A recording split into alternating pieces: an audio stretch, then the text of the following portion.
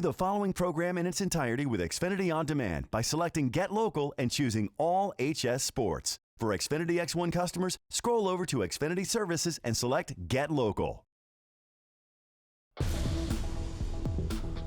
You're watching the Comcast Network. CN100, Chicago.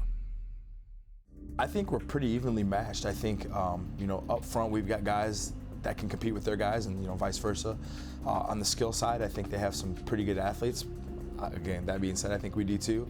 I think it's a very evenly matched game. They are a very well coached football team. They don't make mistakes. On defense, they jump around a lot, make you think they're blitzing, and they don't blitz. They'll back off, then all of a sudden here they come.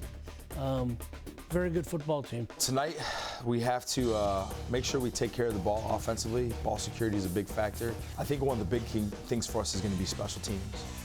Being able to flip the field position when needed, take advantage of our return game when those opportunities present themselves. I think for us, the key is to stop their skill people, to slow them up, make them earn anything they get, and then find a way to get in on the scoreboard. They might be, in terms of points allowed, the best team in the league. Minooka's a very solid team. They do a lot of things well, and it's a big challenge for us. I look for it to be a very physical, very tough, hard-fought football game.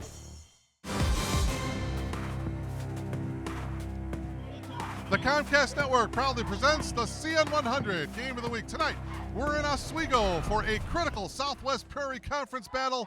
Two playoff-bound teams collide here in Week 8. The 6-1 Minooka Indians take on the 6-1 Oswego East Wolves. And a very pleasant good evening, everyone, as we welcome you inside Oswego East High School alongside former Northwestern running back Don Johnson. I'm Mark Kruger, glad to have you with us here tonight. Well, both of these two teams that I mentioned, 6-1, Oswego also 6-1. Those three teams sitting on top of the conference. Oswego playing across town, taking on 3-4 Plainfield South. But Don, let's talk about these two teams. First, the Indians. They did not make postseason a year ago. They bring in a new coach, Terry McCombs, the Hall of Famer. They bought into his system, they bought into his philosophy, and they come into tonight's game riding a 6-game winning streak. Well, the Minooka Indians have earned the right to dance with Wolves tonight, and certainly Coach McCombs comes in. He brings in 47 years of football experience, and he also brings in two assistants that are essentially head coaches. They're Hall of Fame head coaches, Mr. John Belskis and Bob Williams, and both those guys bring a lot of experience to the sideline. And what they've done is transform this team from a 4-5 team to in the hunt for the championship, 6-1. They've done great work. Talk about the Wolves. They are looking for their very first conference championship. They've had some recent success against Minooka, having won 3 of the last 4 matchups, but boy, they've gone through 3 quarterbacks so far this year. Yeah, that's tough sledding. It ruins your timing when you have to go through 3 quarterbacks. And of course, now they've settled with one signal caller under the center, and was a former running back. But Jordan Williams is going to probably get the call. And what they like to do with him is run the Wildcat and utilize his running abilities. But surprisingly, against Plainfield Central, he was able to throw the football over the top and showed some poise and composure in a 39-7 to win in their homecoming. So that was his first debut as a quarterback, and he looked pretty good, Mark. 3rd down and long from the 45. And the give is to Braden Verkler. Verkler is still going. He is going to get the first down, and he is all the way to the 26-yard line of the Wolves. Good second effort by Braden Verkler. They go jet sweep across read option.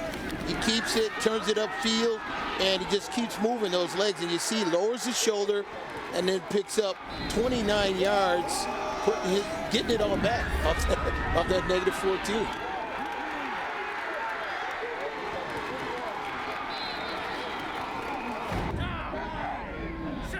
All right, 3rd and goal out of the gun. Gessner, oh, that one is picked off. And he could be going all the way, but no, he gets tackled all the way back at the 43-yard line of Minooka.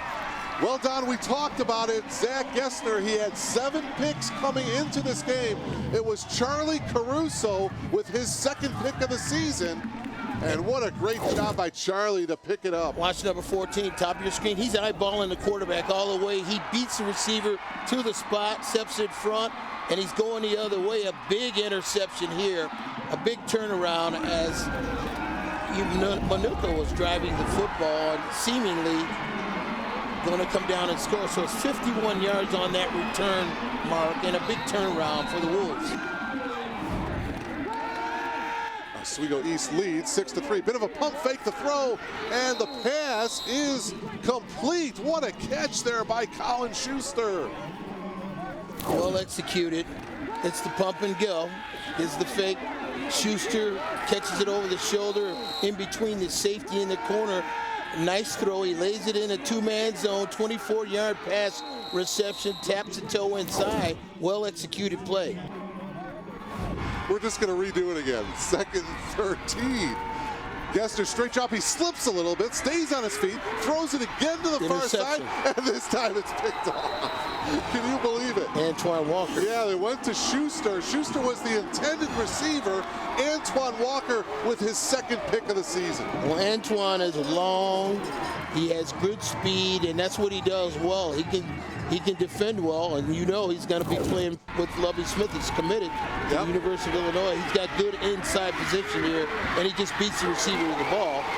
And Schuster tried to do a good job of not letting him make the easy interception, but he had great inside position.